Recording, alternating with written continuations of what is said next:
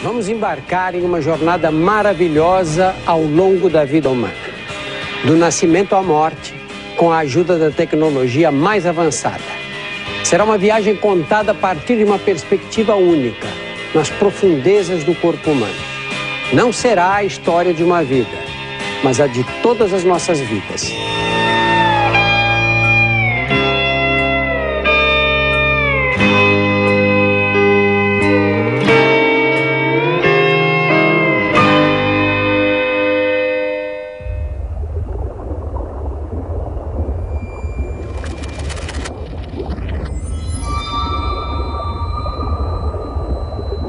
Quarenta semanas depois que o espermatozoide fecundou o óvulo, uma nova vida foi criada. Uma simples célula deu origem a um bebê completamente formado. Agora, a tranquilidade do útero materno está para ser quebrada. Estamos à beira do parto.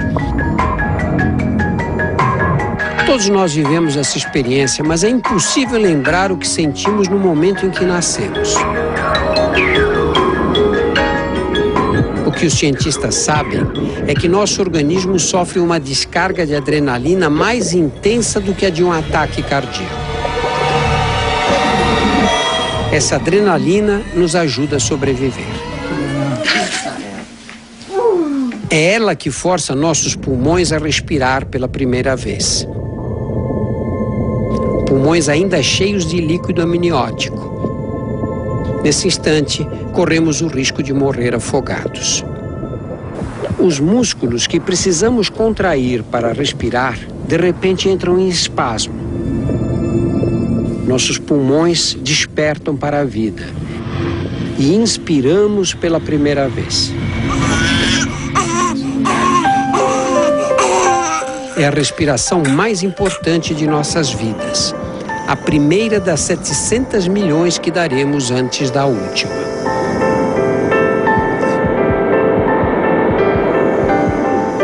O ar chega à traqueia e percorre os bronquíolos, que se dividem em bronquíolos cada vez mais finos, até desembocar nos alvéolos pulmonares, pequenas formações em forma de saco, onde o oxigênio é absorvido e o gás carbônico eliminado. Nos pulmões existem 30 milhões de alvéolos.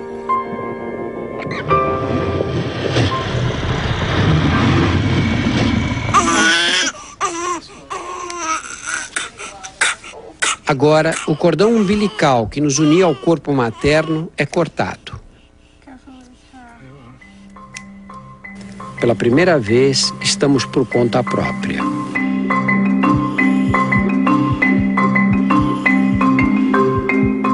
Os órgãos do recém-nascido precisam se adaptar ao mundo externo. É uma tarefa desafiadora e cheia de riscos.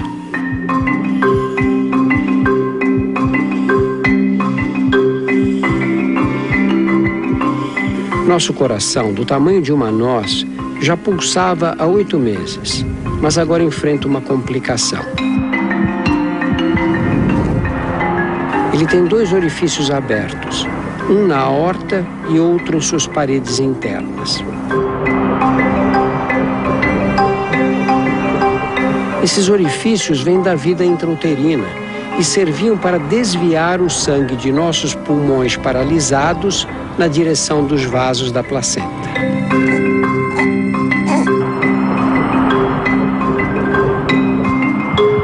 Mas agora que os pulmões funcionam, os 2 orifícios são fechados para sempre.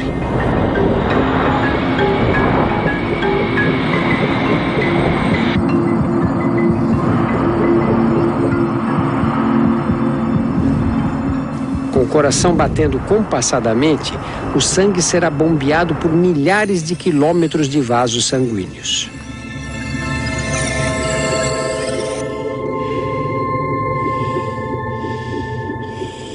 O fígado realiza mais de 500 funções, da eliminação de toxinas à produção de calor. Os rins procuram manter o balanço entre o volume de água necessário para as células e a quantidade que deve ser eliminada na urina. O intestino está repleto de células mortas e de líquido amniótico digerido. É o mecônio.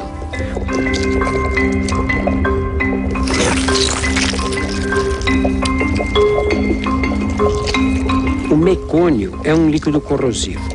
Se o bebê chegar a aspirá-lo, ele poderá atacar os pulmões. Dentro do intestino, porém, ele é inofensivo e será eliminado em horas.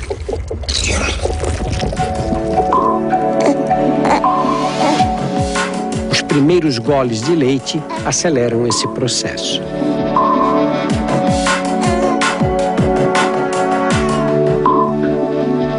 O trauma do nascimento parece haver terminado. Mas a aventura de sobreviver está apenas começando. O corpo humano é uma máquina microscopicamente desenhada.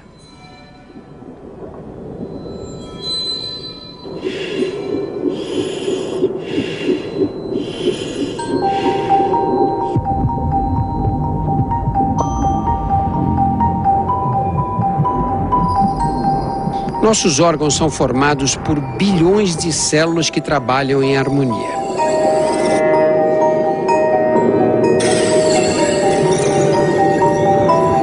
Dentro de cada célula existe uma organização perfeita que diz a cada uma delas o que fazer e de que modo deve comportar-se. No interior do núcleo celular está enovelado nosso DNA, estrutura única de cada um de nós.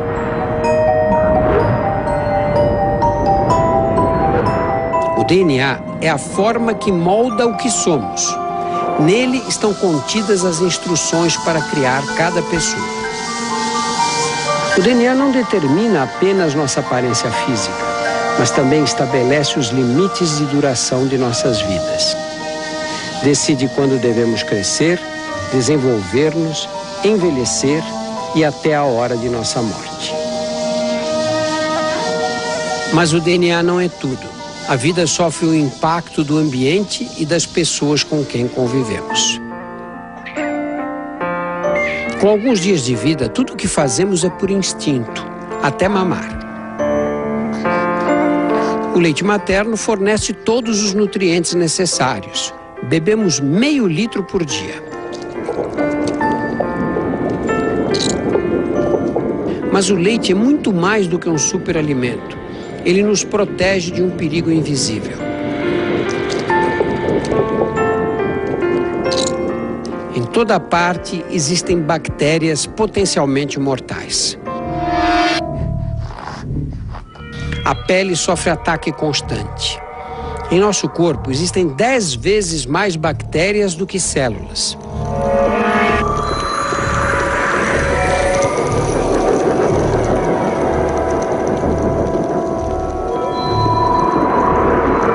O sistema imunológico subdesenvolvido ainda não tem forças para vencer as infecções.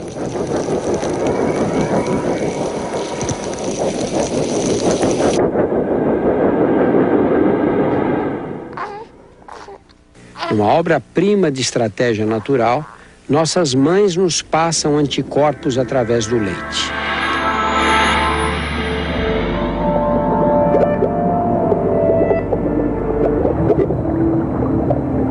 Até que nosso sistema imunológico amadureça, ela nos mantém saudáveis.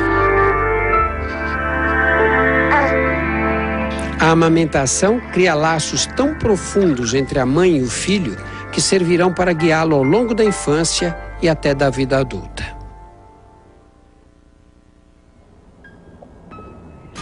No próximo domingo, vamos sair de casa pela primeira vez. O mundo em nossa volta começa a fazer sentido.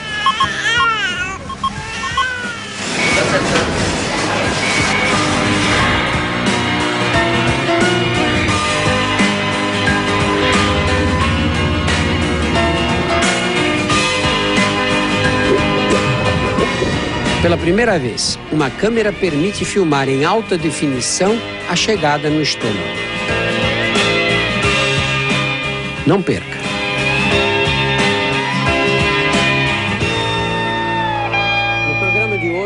mostrar como se desenvolvem nossos 5 sentidos: olfato, audição, visão, tato e paladar. Ao nascer, ouvimos melhor do que em qualquer outra fase da vida, mas enxergamos mal. O mundo está embaçado e sem cor.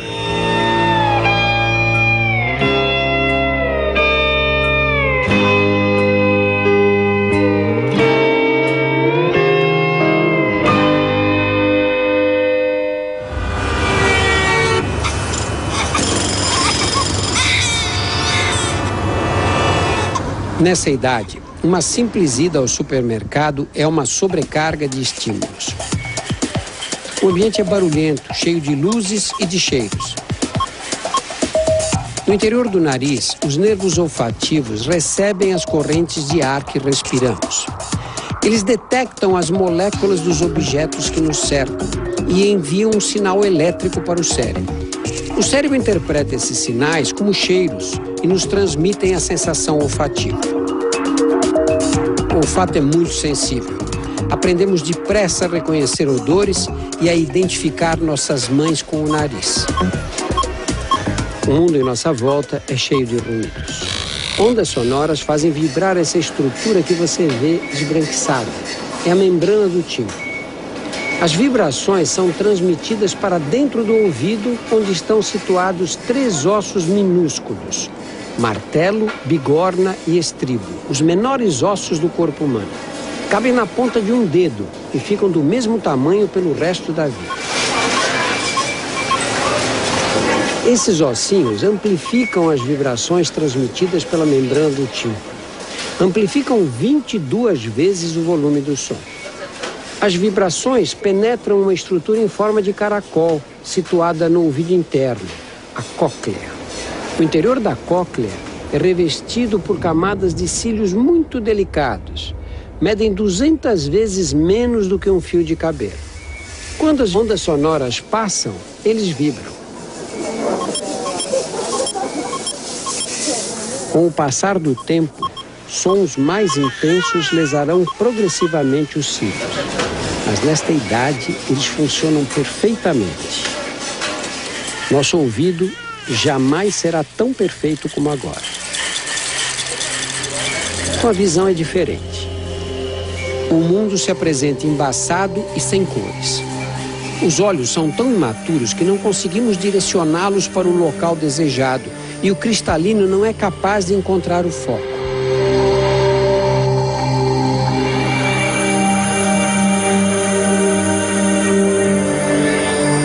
Os bebês não conseguem enxergar cores porque a retina, a camada situada no fundo do olho, também está imatura.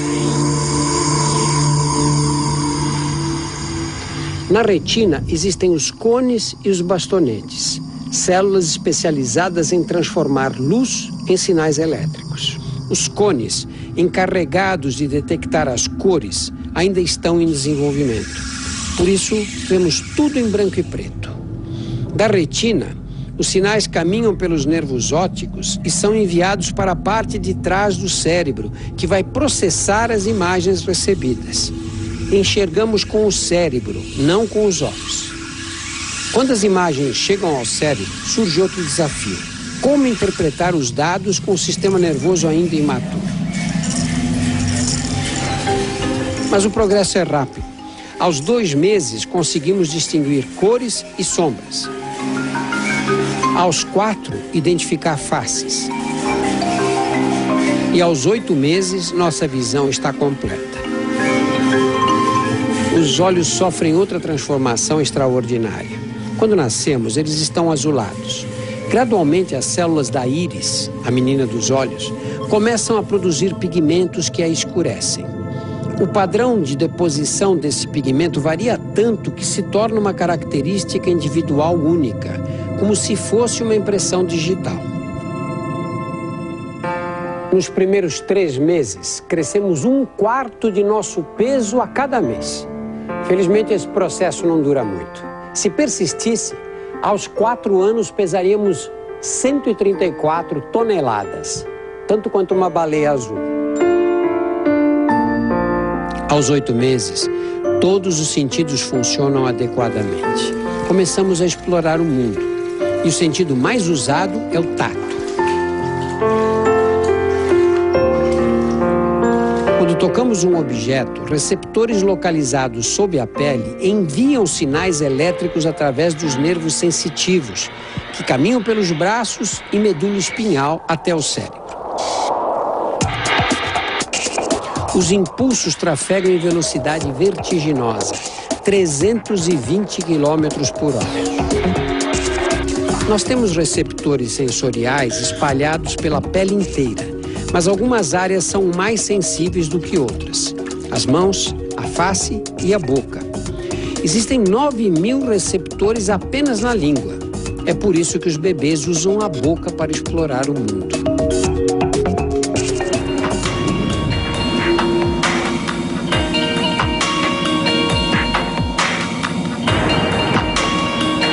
A digestão começa na boca. Os dentes trituram os alimentos. Pequenas glândulas sob a língua produzem saliva para começar a digeri-los. A saliva também lubrifica os alimentos para facilitar o percurso de 12 horas que serão obrigados a fazer pelos 4 metros de intestino. Músculos que se contraem em ondas criam um movimento peristáltico que empurra o bolo alimentar para frente. As contrações são tão poderosas que conseguimos comer até de cabeça para baixo.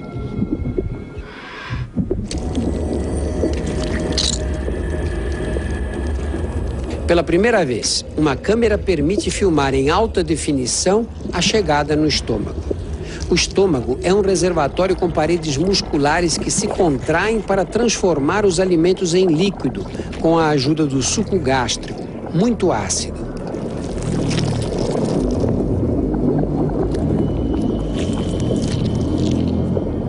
O ácido é tão corrosivo que as paredes internas do estômago precisam ser constantemente protegidas por uma camada de muco. Sem ele, surgem as úlceras.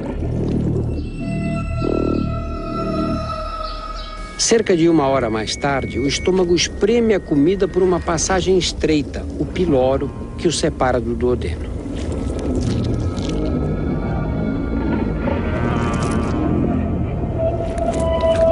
O duodeno é a primeira porção dos 3,5 metros de alças que constituem o intestino fino, onde serão absorvidos os principais nutrientes.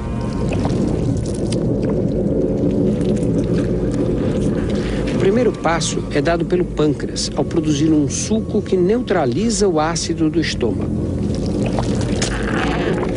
A bile do fígado transforma as gorduras em gotas pequenas.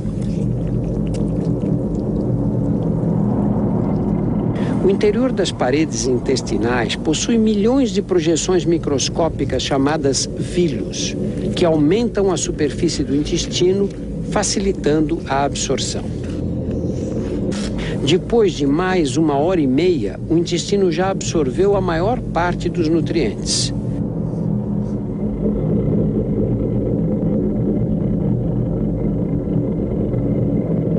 O que sobra chega ao intestino grosso através da válvula iliocecal. Essa válvula impede que os alimentos voltem no sentido inverso.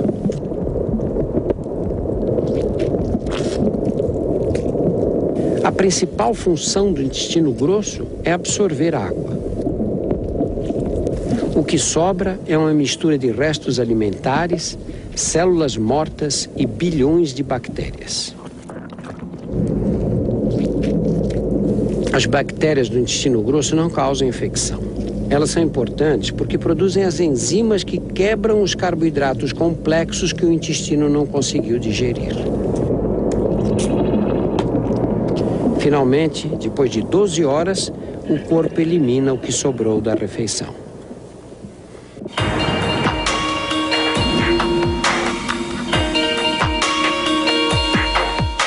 Ao nascer, nossos ossos são flexíveis como as cartilagens para facilitar a passagem pelo canal de parto. Depois do nascimento, células chamadas osteoblastos entram em ação para tornar os ossos mais resistentes. Com 1 ano, estamos prontos para andar. Para os primeiros passos não basta força, é preciso equilíbrio. E o segredo do equilíbrio está guardado dentro de nossos ouvidos. Na parte mais interna dos ouvidos, existe uma estrutura com 3 alças dispostas em 3 planos. Esses canais semicirculares são cheios de líquidos. Quando o líquido balança com o movimento, os cílios da parte interna dos canais enviam dados para o cérebro identificar a posição espacial em que o corpo se encontra. Podemos andar. Agora não há mais limites para o que conseguimos fazer.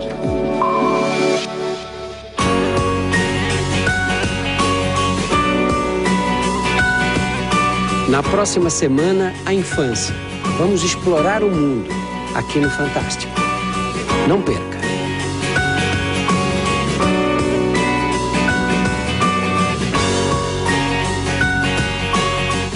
Nos primeiros programas desta série, mostramos a fragilidade dos bebês.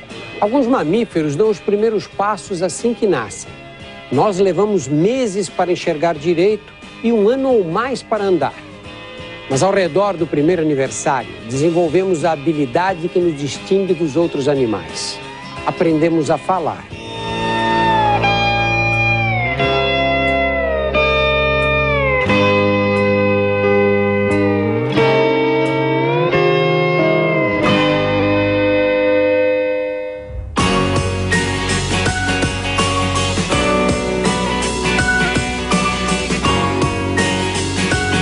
A maioria de nós começa a falar com 1 ano de idade. Aos 2 anos, já aprendemos 10 palavras novas por dia.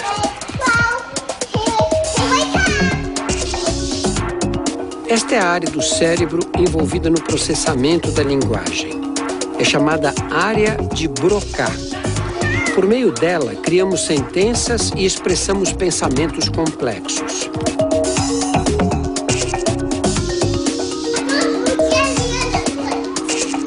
A linguagem é o que torna os humanos tão diferentes.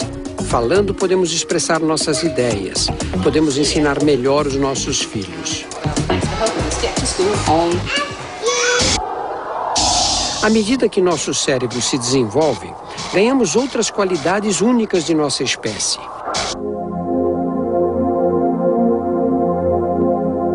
Adquirimos consciência de nossa identidade e individualidade. Aprendemos a pensar por nós mesmos.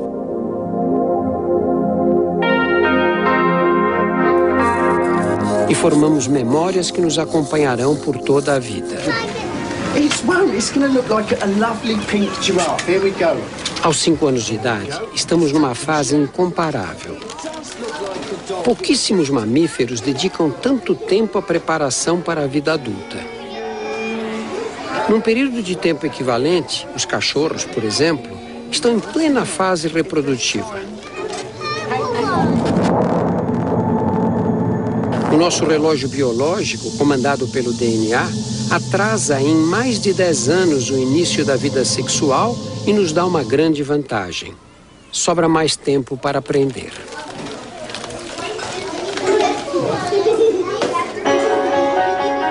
A infância humana é totalmente direcionada para o aprendizado.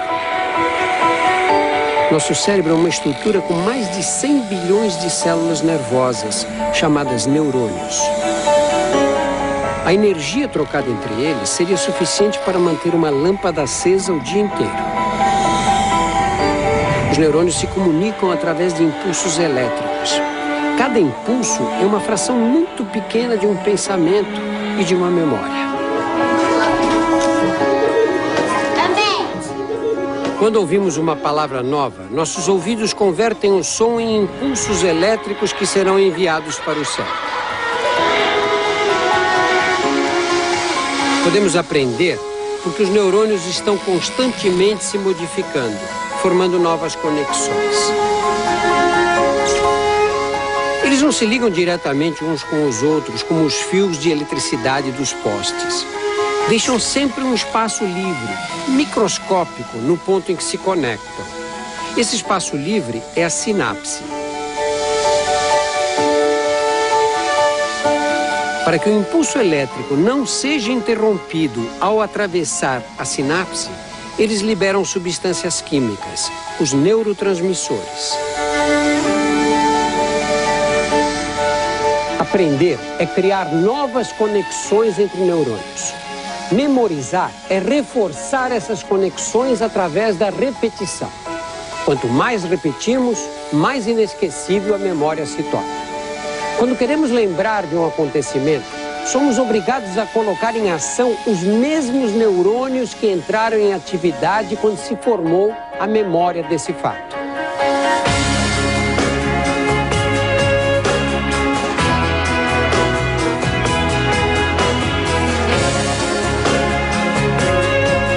What does the word veteran mean?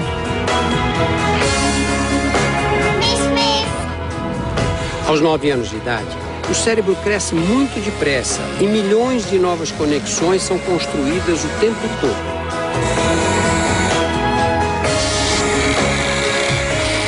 Por isso, a infância é a época ideal para o aprendizado.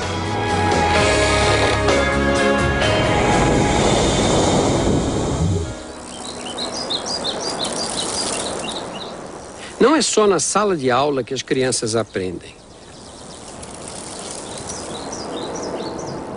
Aprender também é experimentar e se arriscar de vez em quando. Por isso as crianças vivem machucadas. Somos programados para viver experiências novas. Por sorte, nessa fase da vida, o organismo consegue reparar por conta própria os danos sofridos. Esfolar o joelho faz parte da infância. Assim que a pele é cortada, os mecanismos de defesa entram em ação. Os capilares sanguíneos se fecham para estancar o sangramento.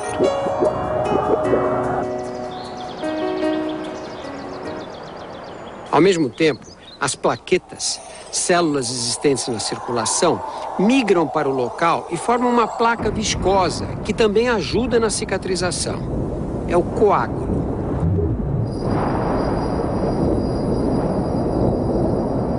As crianças são especialistas em cicatrizar ferimentos. Na infância, as células se multiplicam numa velocidade muito intensa. Elas trabalham para aumentar o número total de células do corpo e também para manter os tecidos sempre novos, fortes e cada vez maiores. O mesmo ocorre com as células que trabalham para curar os ferimentos.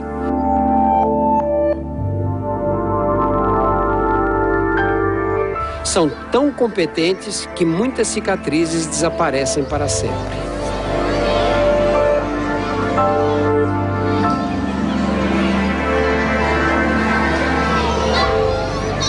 A infância é também o tempo de expandir horizontes. Cada vez interagimos com mais gente. Mas essa sociabilidade nos expõe a germes que podem causar infecções. Felizmente, temos um arsenal de defesas contra eles. Sobrancelhas, cílios, os pelos do nariz e das orelhas impedem a invasão das bactérias que vêm pelo ar. Suor, lágrimas e o muco nasal ajudam a aprisionar os germes. A pele se renova e se protege ao mesmo tempo. Enquanto descama para eliminar as células velhas, elimina também as bactérias que estão na superfície. A boca é mais vulnerável. Descobertas recentes mostram que os germes alojados na boca não são tão inofensivos. Se eles estivessem em outros órgãos, como o coração, poderiam ser fatais. Por sorte, a nossa boca tem uma arma secreta, a saliva.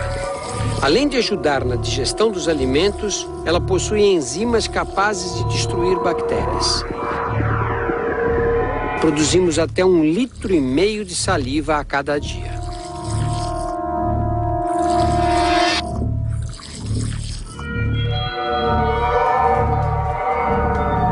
quando um germe, como o vírus da catapora, quebra essas barreiras externas, o sistema imunológico precisa reagir depressa. Milhões de vírus microscópicos viajam pela corrente sanguínea. Eles sequestram células de nosso corpo e as obrigam a produzir milhares de cópias idênticas a eles. Quando as células sequestradas se rompem, liberam novos vírus que se espalham pelo organismo.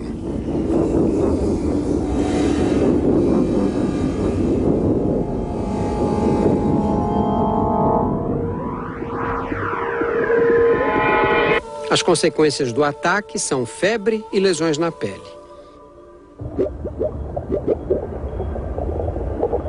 A febre é um sinal de que as defesas contra-atacam. Os vírus param de se reproduzir quando a temperatura do corpo aumenta.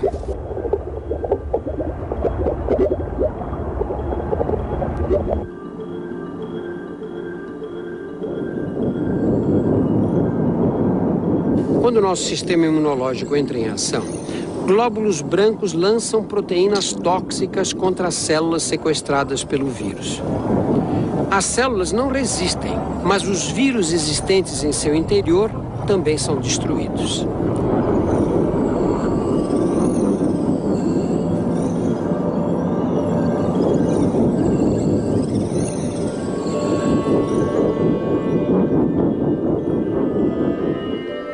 As lesões da pele contêm os destroços dessa guerra, vírus mortos e restos das células que morreram. Pode ser desagradável, mas contrair algumas doenças infecciosas nessa fase da vida é vital para o desenvolvimento do sistema imunológico.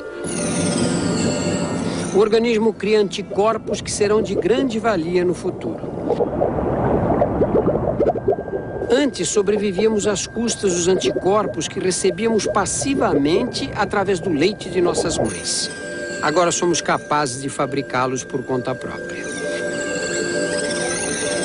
Se entrarmos em contato com o mesmo germe pela segunda vez, os anticorpos atacarão imediatamente. Os glóbulos brancos destruirão os inimigos antes que eles proliferem. Por isso, a infância é a época ideal para a vacinação. Nas vacinas, usamos germes atenuados ou fragmentos deles. Os anticorpos criam uma imunidade semelhante àquela que seria adquirida se tivéssemos a doença. Ficamos protegidos. Aos 11 anos, a infância está perto do fim.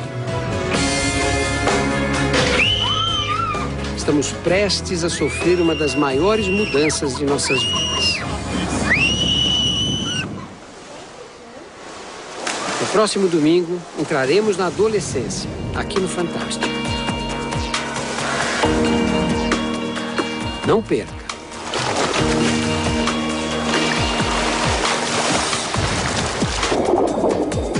Em programas anteriores, mostramos a viagem do corpo humano do nascimento às grandes transformações da puberdade. Nas primeiras 2 décadas de vida, multiplicamos nossa altura por 4. Nosso peso aumentou 21 vezes. Já digerimos 9 toneladas de comida. O coração deu 1 bilhão de batidas. Os pulmões respiraram 200 milhões de vezes. Agora somos adultos. As escolhas que fizermos nessa fase vão ter consequências pela vida inteira.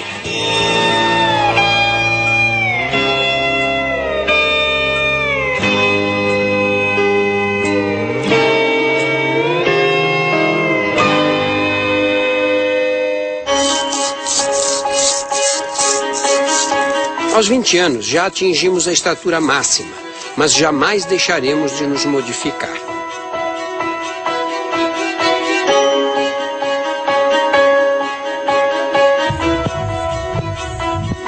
Trilhões de células formam nossos órgãos e tecidos. Com o passar do tempo, elas ficam lesadas ou envelhecem. Todos os dias, novas células crescem e se dividem para substituir as antigas. Órgãos inteiros são renovados. Praticamente a cada 2 anos, renovamos o corpo inteiro. Alguns tecidos são renovados ainda mais depressa. É por isso que precisamos vir aqui. Os cabelos são feitos de células da pele modificadas. Cada fio é formado num folículo que fica dentro da pele. Aqui nascem essas células alteradas que logo morrem quando novas células as impulsionam para cima e nosso cabelo cresce. E cresce muito. A cada ano fabricamos incríveis 11 quilômetros de pelos e cabelos por todo o corpo. Não depende da nossa vontade. Felizmente conseguimos controlar, mesmo que parcialmente, o crescimento de outras partes do nosso organismo. Algumas escolhas que fazemos nessa fase da vida, como fazer exercícios, por exemplo, nos afetam para sempre. O corpo humano é uma máquina construída para o movimento. Precisa de atividade física para funcionar direito. Os exercícios fortalecem o coração, o músculo que mais trabalha em nosso corpo.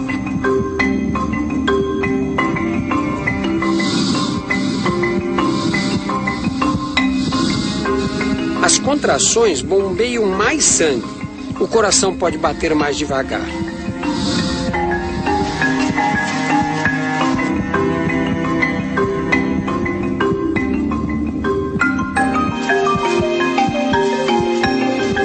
Nossos pulmões, cheios de alvéolos para absorver oxigênio e eliminar gás carbônico, também se beneficiam. O exercício estimula os capilares sanguíneos dos alvéolos a crescer e a absorver mais oxigênio. O fôlego melhora. Podemos inspirar mais ar. Os pulmões se expandem. A superfície pulmonar é enorme. Se pudéssemos esticar completamente os 2 pulmões, eles cobririam uma quadra de tênis. O esqueleto também ganha com atividade física. Os exercícios exercem pressão sobre os ossos. Esse esforço estimula a renovação. Células chamadas osteoclastos eliminam o tecido ósseo que ficou velho. Outras células, os osteoblastos, reconstroem o osso perdido. Desse processo resulta um esqueleto mais forte. Ao mesmo tempo, as fibras musculares se hipertrofiam.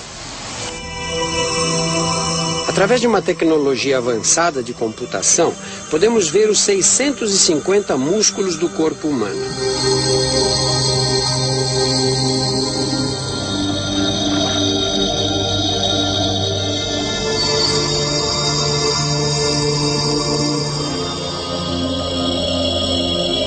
Eles representam 1/3 do peso total de um adulto.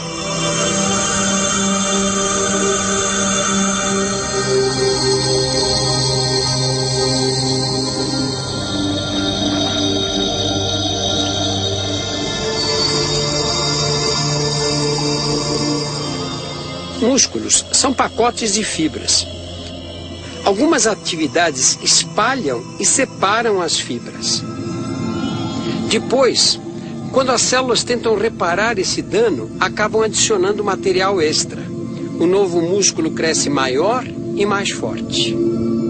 Ao contrário do exercício físico, há atividades que lesam nossas células. Lesões que nem mesmo a juventude consegue reparar.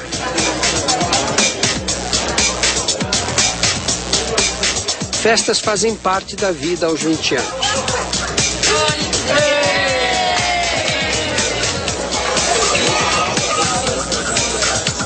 Todos sabem que o cigarro destrói os pulmões, mas fumaça não é o único perigo aqui.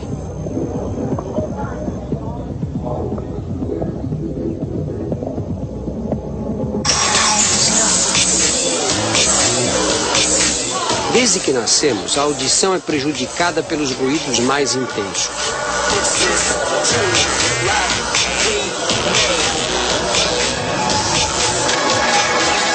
O problema está bem no fundo do ouvido, na cóclea, uma estrutura em forma de caracol, revestida internamente por cílios mais finos do que um fio de cabelo. Eles transformam o som em impulsos elétricos, mas são muito frágeis.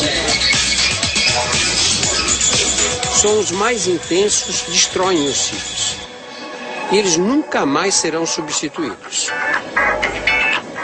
Os cílios que vibram com os sons de alta frequência são os mais afetados. Sem perceber, vamos perdendo a audição lentamente.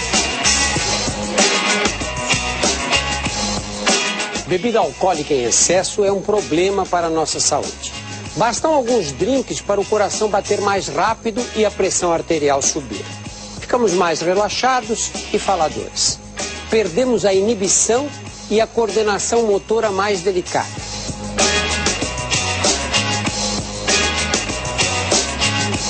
Beber com os amigos faz parte da rotina da maioria dos jovens aos 20 anos. Isso é importante para a nossa formação social, mas ficamos vulneráveis a um veneno para o nosso corpo.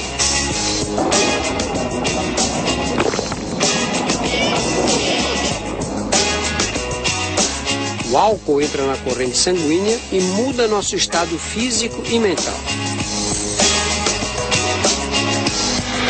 Quanto mais bebemos, mais neurônios são afetados. Algumas sinapses são ativadas, ou seja, a conexão entre alguns neurônios fica mais rápida. Enquanto outras sinapses ficam completamente bloqueadas.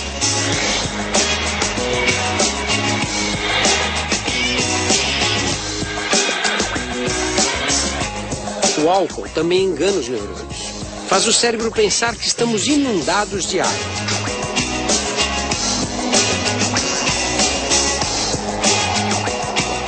Equivocado, ele envia uma ordem para os rins produzirem mais urina. Perdemos um líquido precioso. Sem perceber, ficamos desidratados. A manhã seguinte nos reserva uma surpresa.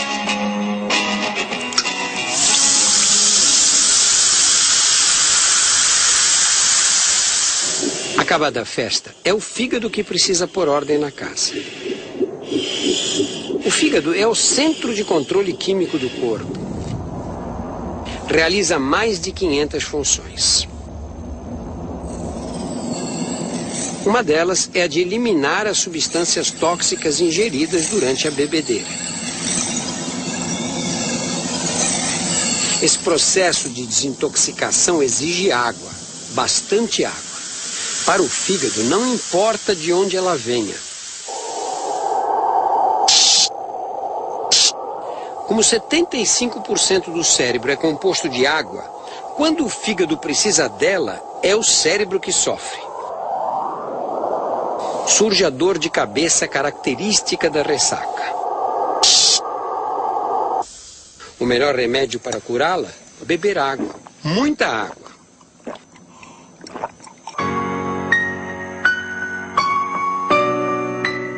No próximo domingo, enfrentaremos novos desafios.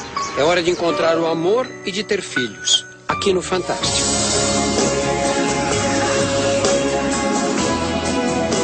Não perca.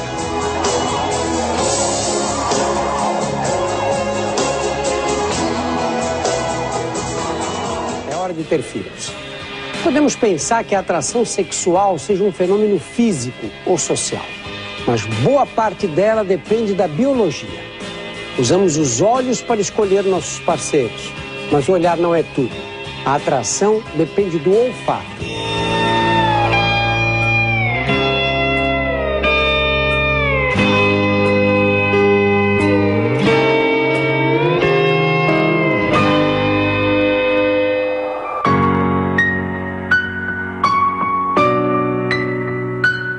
Podemos encontrar o amor em qualquer lugar, até no trabalho.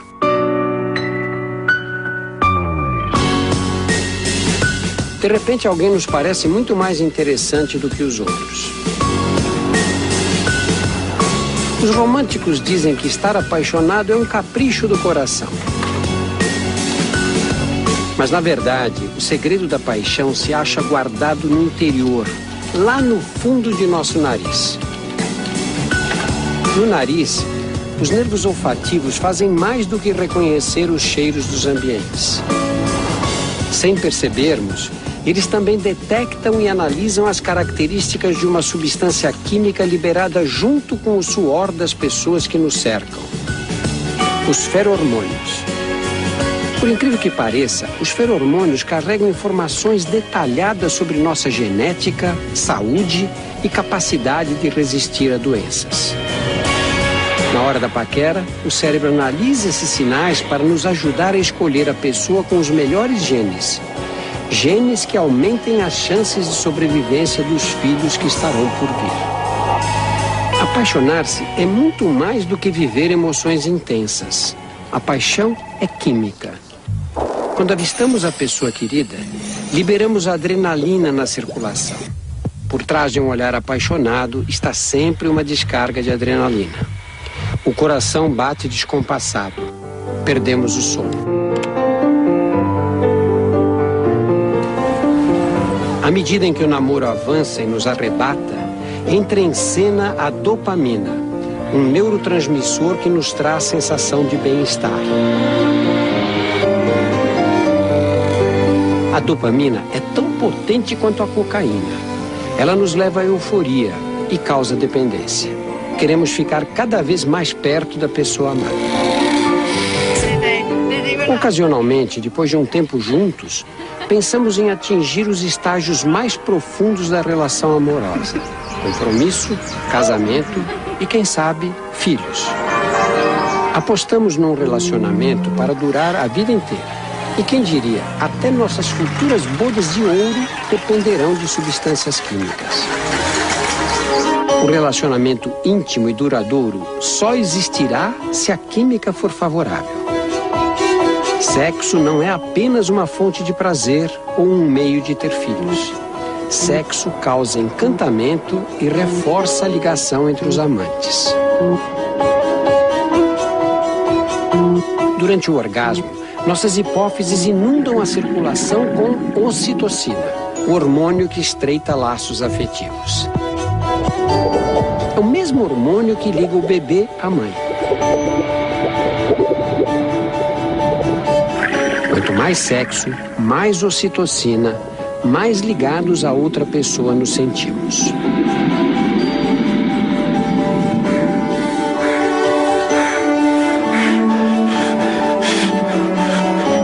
Alguns antropólogos acreditam que a ocitocina é a grande responsável por manter pais e mães unidos enquanto criam os filhos. União importante para garantir a sobrevivência das crianças. Sem ela, talvez a espécie humana não teria chegado aos dias atuais.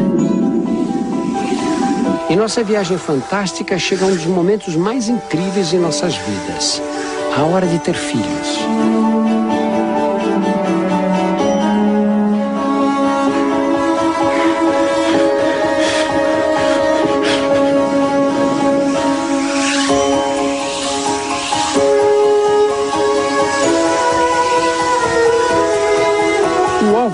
É a maior célula do corpo humano.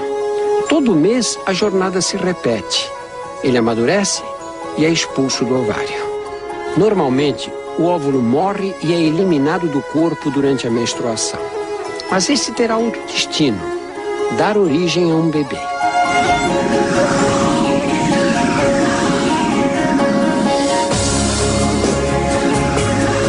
O espermatozoide é a menor célula do corpo. 300 milhões de espermatozoides invadem a vagina durante a ejaculação.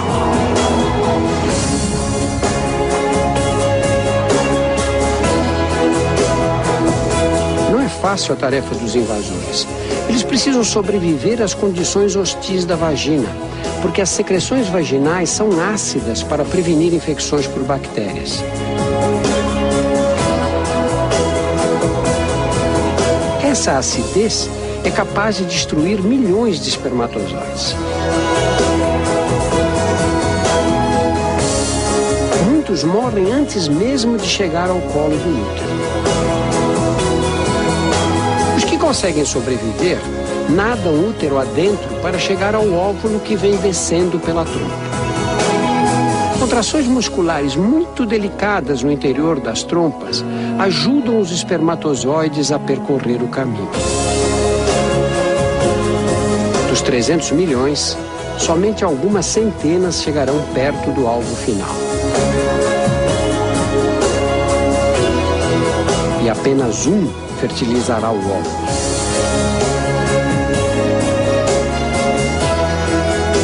É a seleção natural em sua essência, a sobrevivência do espermatozoide mais forte, mais apto, do que carrega o melhor DNA para transmiti-lo aos descendentes.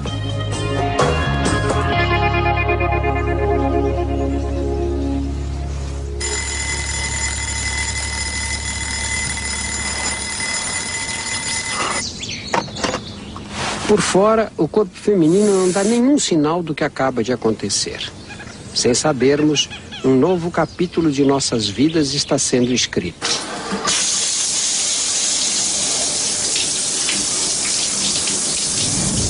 Nas próximas 40 semanas, uma única célula vai se transformar num bebê.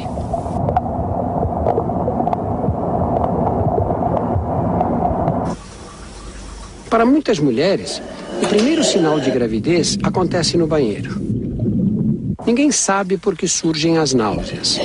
Uma hipótese é de que protegeriam o embrião de toxinas presentes nos alimentos ingeridos pela mãe. Essas toxinas podem ser inimigas numa fase crítica do desenvolvimento embrionário. Outros dizem que o enjoo seria um efeito colateral do sistema imunológico da mãe, que tenta combater o corpo estranho que cresce em seu útero.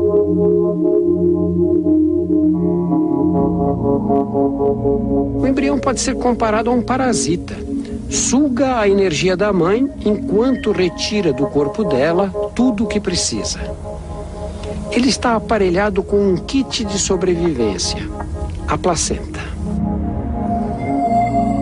Na placenta, o sangue da mãe passa os nutrientes para o feto através de uma membrana.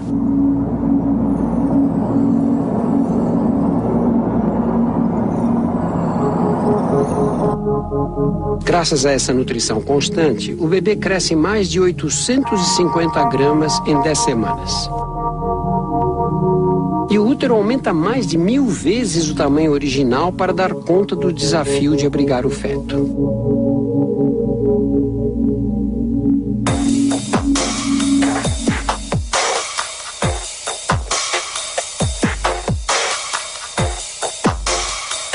A barriga cresce. O corpo materno precisa se reorganizar internamente para acomodar o bebê, que cada vez ocupa mais espaço. Esta mulher não está grávida. Todos os órgãos estão bem dispostos. Agora, olha a diferença de uma que está grávida. Os órgãos ficam apertados nas costas ou pressionados contra o tórax. E não é simples questão de espaço. Além de estar comprimidos, eles precisam trabalhar em dobro. Os pulmões e o coração são exigidos como nunca. Para abrir mais espaço, os músculos e os ligamentos da coluna ficam relaxados e se curvam.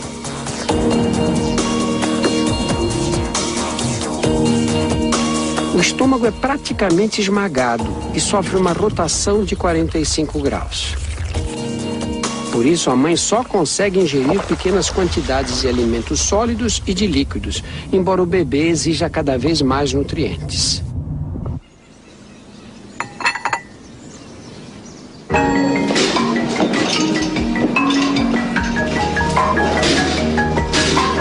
Finalmente, depois de 9 meses, chegou a hora.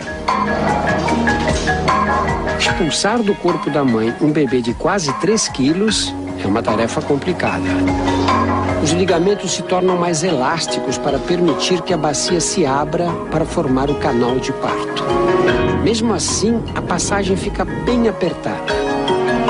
Vamos acompanhar o caminho estreito que o bebê deve percorrer na hora do nascimento. Ele ainda tem que girar o corpo para conseguir passar pelos ossos da bacia da mãe.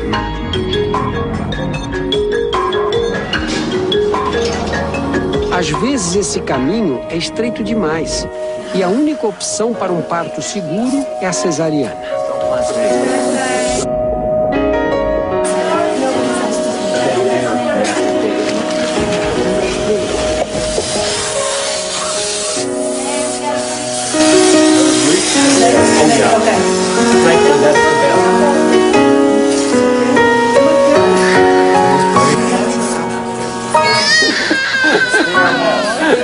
Há 30 anos éramos bebês. Hoje somos pais e mães. Criar filhos exige grande esforço físico e emocional. A partir de agora, nossa vida vai mudar para sempre. A juventude ficou para trás. Os anos passam e nosso corpo está para entrar numa nova fase de mudanças. No próximo domingo, a nossa viagem fantástica continua. Enquanto os filhos crescem, nós também nos transformamos. Domingo que vem. Até lá.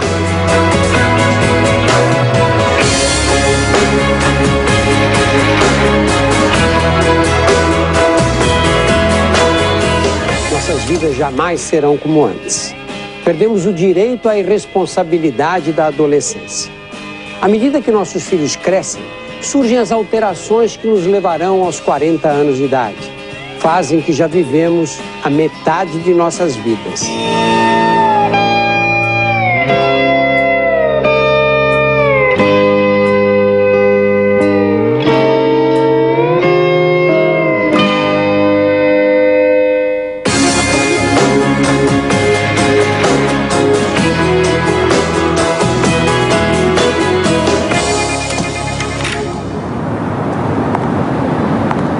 Nessa idade, o corpo humano atingiu a maturidade. Já vivemos dias em que fomos mais fortes e mais ágeis. Doors closing. Anos atrás, começamos a envelhecer. Mas só agora, aos 40, percebemos as marcas do tempo. Nossa aparência mudou.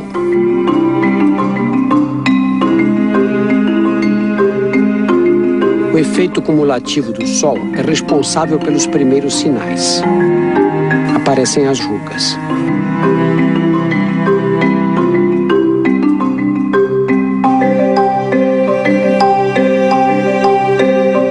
Desde o nascimento, nossa pele é renovada num ritmo alucinante. Para repor as células das camadas superficiais que morrem constantemente, a pele fabrica 40.000 novas células a cada minuto. Aos 45 anos, já foram eliminados 180 quilos de células mortas.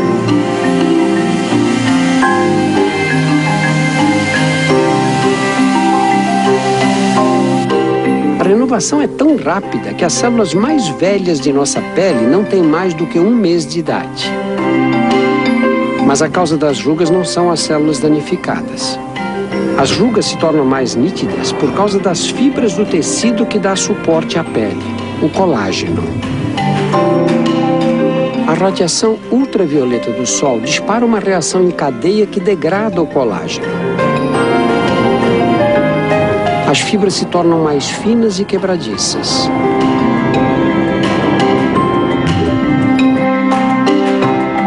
A pele perde a elasticidade, fica flácida. As rugas são inevitáveis.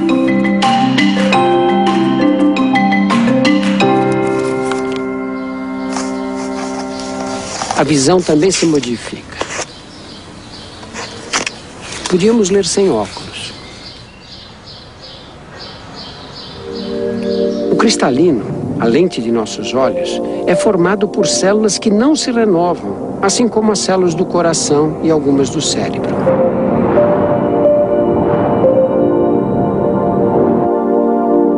Elas permanecem as mesmas do nascimento até a morte.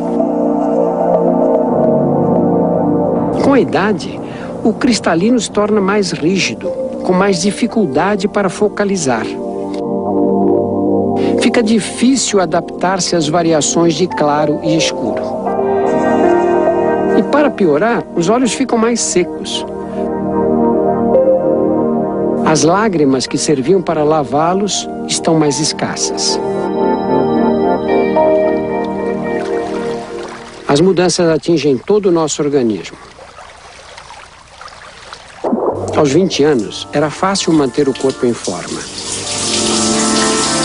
Podíamos comer à vontade, sem ganhar peso. Agora, o metabolismo é outro. Engordar é muito mais fácil. À meia-idade, os níveis de estrógeno, testosterona e de hormônio de crescimento estão mais baixos.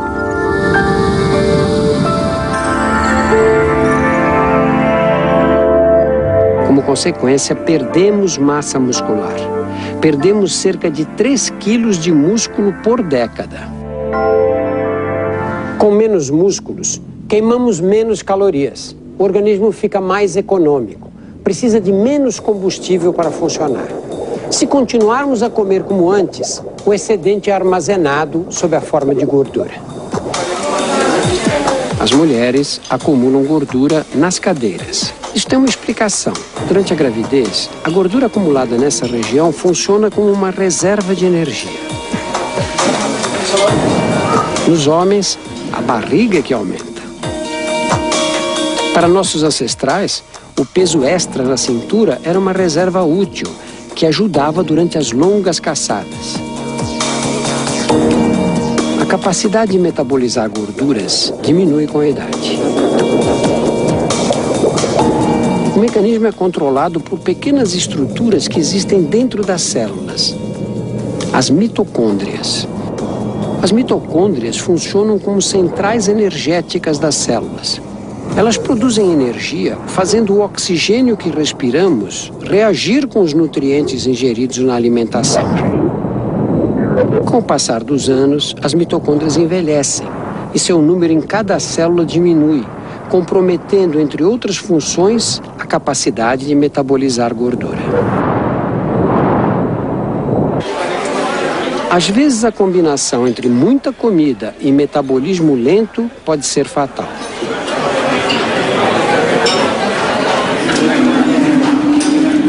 O abdômen avantajado é mais do que um problema estético. A gordura que se vê por fora reflete o acúmulo nos espaços entre os órgãos internos. E a gordura pode invadir cada espaço livre dentro do corpo. Pela primeira vez, uma câmera consegue mostrar em alta definição a extensão dos depósitos de gordura no interior da cavidade abdominal. Tudo que você vê em amarelo é gordura. Aqui o intestino está quase todo encoberto. A gordura não se deposita apenas nas cavidades internas. Ela o faz também e mais perigosamente no interior das artérias. Esses depósitos diminuem o diâmetro dos vasos sanguíneos e dificultam a passagem do sangue. O coração precisa bombear com mais pressão para vencer a resistência.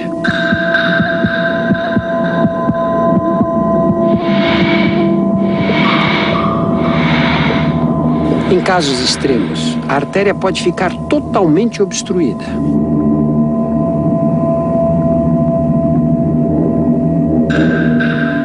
Quando isso acontece com as coronárias que irrigam o coração, o músculo cardíaco privado de oxigênio entra em espasmo. É o ataque cardíaco, principal causa de morte no Brasil.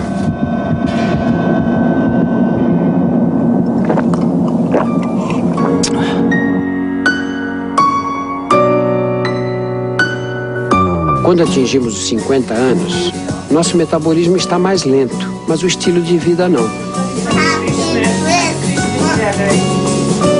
Vivemos atolados de obrigações familiares, compromissos sociais e trabalho.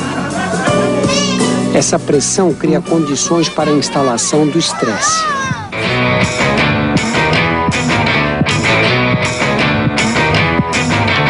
Reconhecer os sinais externos do estresse é fácil. Mãos geladas, respiração ofegante, palidez na face, sensação de cabeça vazia.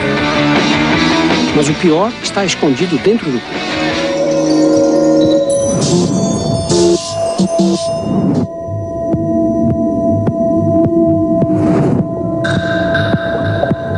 As glândulas suprarrenais jogam adrenalina e cortisol na corrente sanguínea.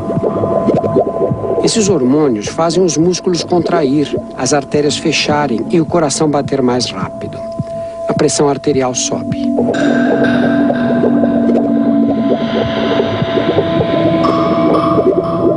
Somos tomados pelo reflexo de fugir ou lutar. O mesmo que nossos antepassados desenvolveram para enfrentar as feras. Mas a diferença deles, nossos predadores estão sempre por perto. A conta a pagar, o trânsito parado, o filho que anda em más companhias. Não há escapatória. O corpo tem que aguentar as consequências. O estresse danifica e apressa o envelhecimento dos vasos sanguíneos.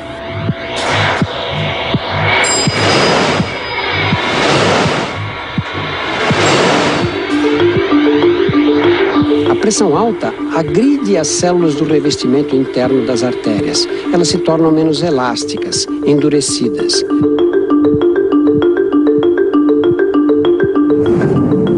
Principalmente a maior de todas elas, a aorta.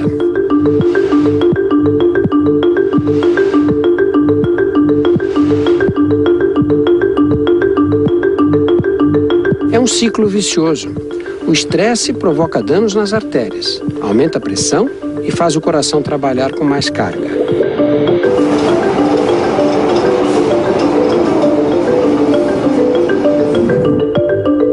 Quanto mais endurecidas ficam as artérias, mais difícil lidar com os efeitos do estresse.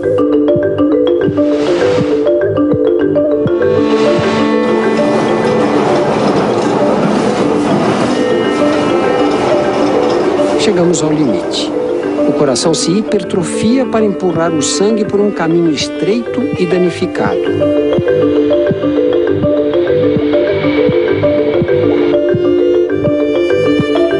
A pressão alta pode romper artérias mais frágeis. Quando a ruptura ocorre em uma artéria do cérebro, acontece um acidente vascular, popularmente conhecido como derrame cerebral. Para as mulheres, essa fase da vida reserva um outro desafio, a menopausa.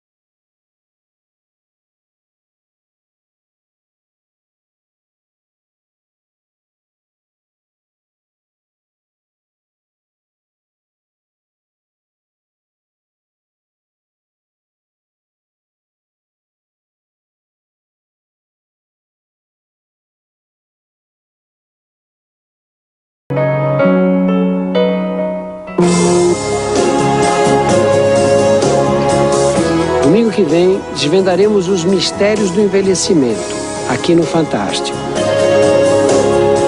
Até lá. Adultos e tiveram filhos. O nascimento de um neto é evidência de que não somos mais necessários para a perpetuação de nossos genes. Desse momento em diante, a vida seguirá em frente, estejamos ou não por perto.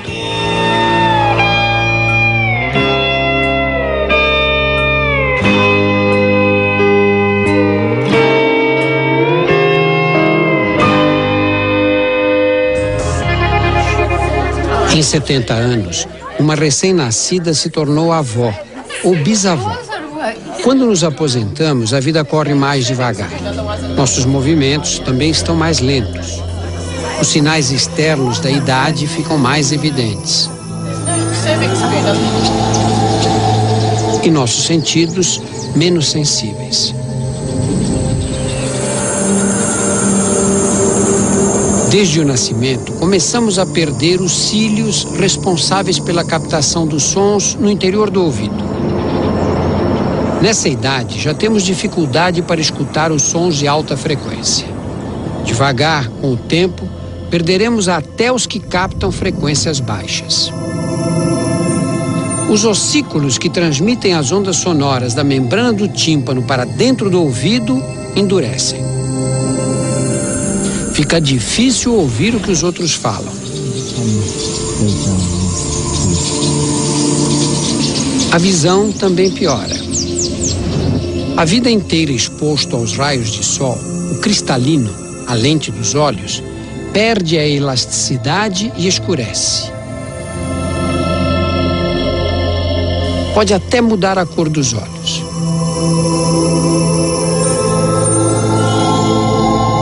O cérebro precisa fazer acrobacias para compensar essas alterações.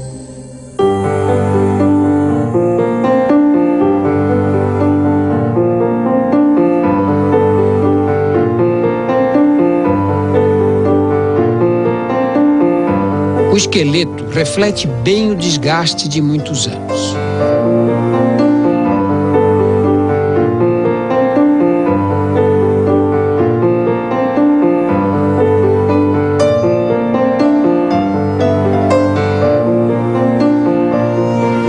Os ossos continuam fabricando células novas para substituir as velhas, mas os osteoblastos já não dão conta de repor as células perdidas.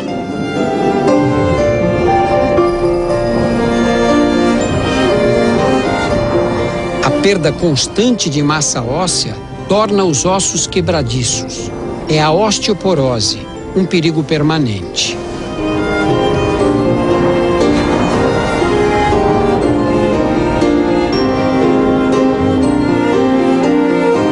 Sofrer uma fratura é muito mais fácil.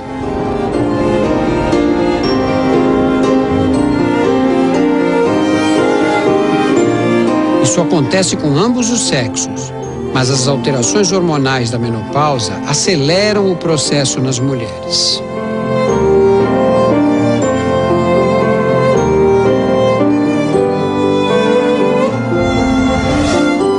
Por que a aparência de nosso corpo muda tanto entre os 40 e os 70 anos? É bem mais do que uma questão de uso e desgaste. O envelhecimento é um processo que afeta uma por uma de nossas células.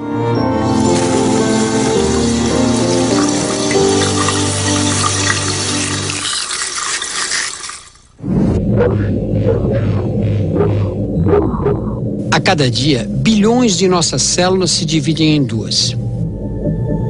Para isso, precisam duplicar o DNA e destinar uma cópia para cada célula filha. Enquanto as células mais velhas morrem, as recém-nascidas ocupam o lugar deixado por elas.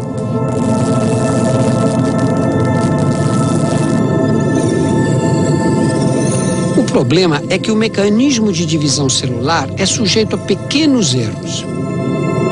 Quando o DNA é copiado, as imperfeições contidas nele também são duplicadas. Cada um desses erros é transmitido às células filhas, às células netas e assim sucessivamente para todas as descendentes. É como nas fotografias. Cópias de cópias perdem a nitidez.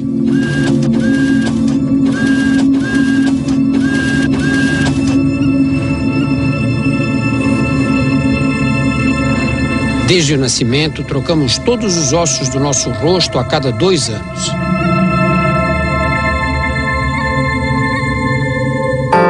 Aos 70 anos, nossa face é a 35ª cópia da que tínhamos ao nascer. A cada cópia, as imperfeições se tornam mais aparentes. É por isso que parecemos tão diferentes quando estamos mais velhos.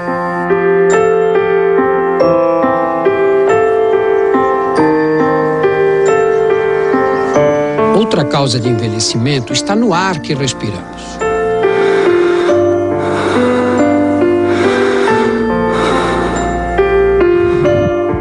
Sem oxigênio não podemos sobreviver, mas ele nos corrói lentamente.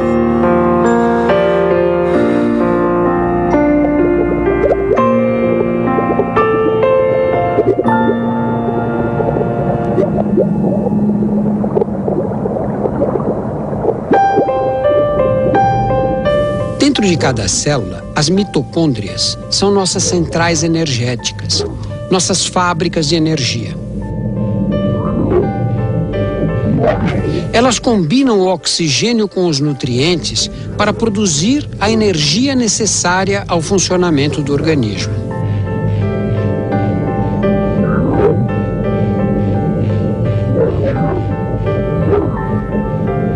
Nesse processo são liberados poluentes, chamados de radicais livres, que agridem as próprias paredes das mitocôndrias e comprometem a produção de energia.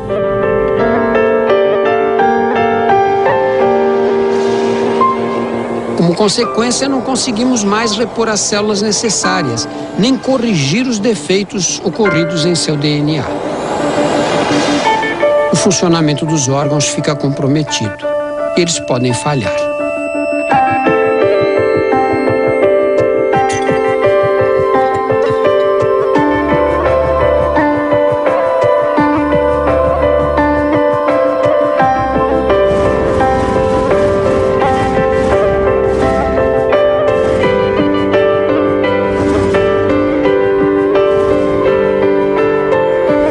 A morte, como a vida, é um processo construído no interior de nossas células.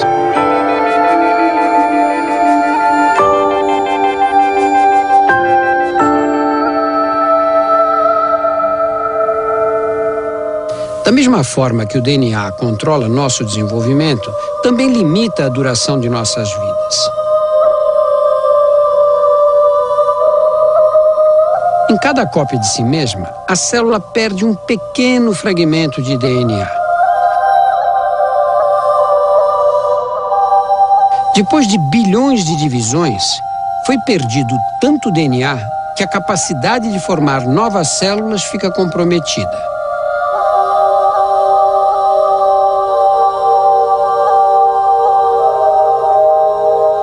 A morte não é um acontecimento instantâneo. É um processo através do qual os órgãos pouco a pouco entram em falência. Ao dar as últimas batidas, o coração espalha pelo corpo hormônios que aliviam a dor, as endorfinas.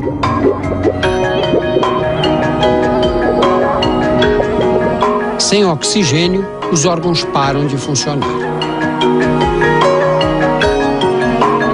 Em 10 segundos, a atividade cerebral cai. Em 4 minutos, o cérebro será lesado irreversivelmente. Perderemos a condição humana. A audição é o último sentido a nos abandonar.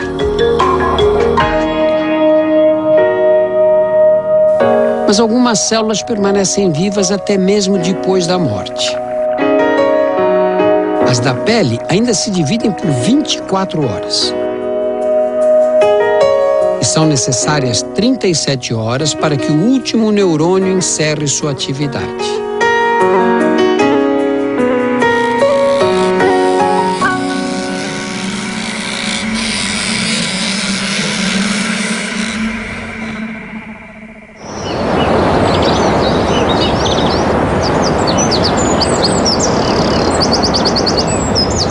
Para alguns de nós, a vida pode durar muito tempo.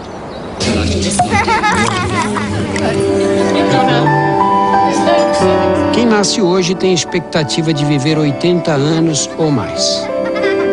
Mas todas as jornadas um dia devem terminar.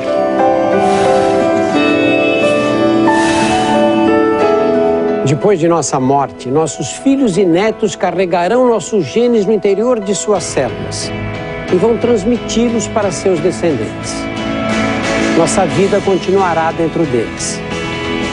As memórias que deixamos também. Nossa viagem fantástica chegou ao fim.